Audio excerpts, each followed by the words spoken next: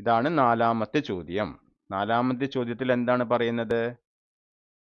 11x plus 10y 40, 10x plus 11y 44, 21x plus 21y എത്ര? അതാണ് നമ്മുടെ ചോദ്യം.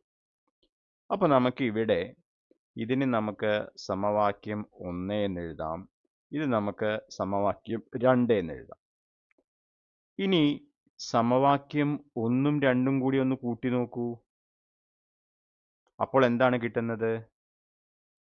സമവാക്യം 1 പ്ലസ് സമവാക്യം 2.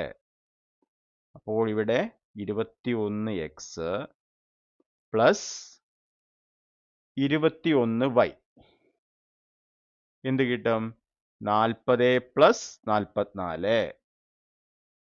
ഇതിൽ നിന്നും 21x പ്ലസ് 21y എന്ന് പറഞ്ഞാൽ 84 എന്ന് കിട്ടും. അതാണ് നമുക്ക് വേണ്ടത്. അപ്പോൾ ഉത്തരമായി 84.